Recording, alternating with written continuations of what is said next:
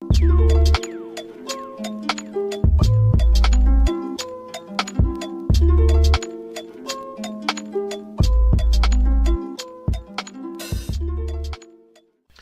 going on, my musophiles, my DJs, my choreographers, and everyone in the music genre business?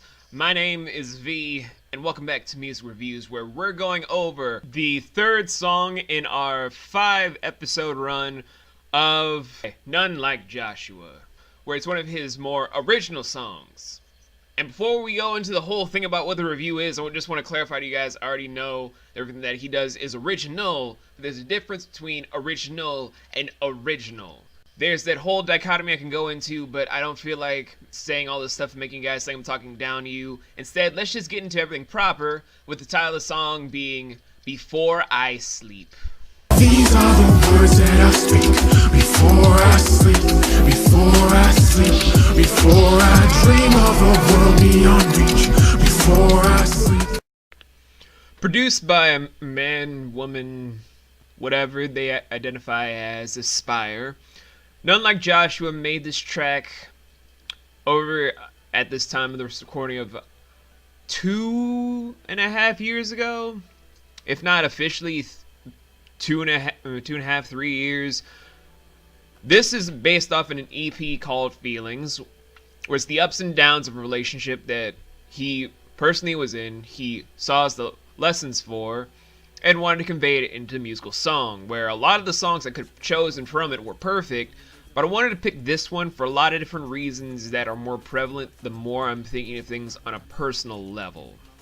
See, the way it's broken down is that it's always harder to juggle all the thoughts at nighttime, where you're just trying to decipher all the motivations, all the things you want to say, things you want to do, but you're just looking at your partner, you're just wondering, do they care? Do they want to go through the same aspirations as you do? And it goes through so many things that just makes your whole mindset start racing, developing, and shaping into something brand new before your own eyes, that you're just kind of starstruck by what has occurred in front of you to every degree. It's something that's super shocking as well as kind of depressing when you just break it down into its simplest form, because you're basically looking at someone that you truly care for and love with the same eyes that you would give for a total stranger that dives into something that you never thought you'd have to.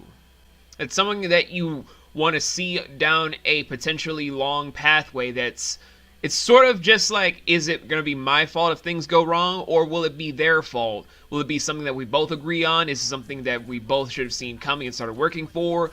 And that's the whole message behind it, as a whole thing of, you don't want to be in this whole mindset of you feel like the bad guy in case stuff goes wrong, but you also want to make sure that everything is set in the same ball field as everything else.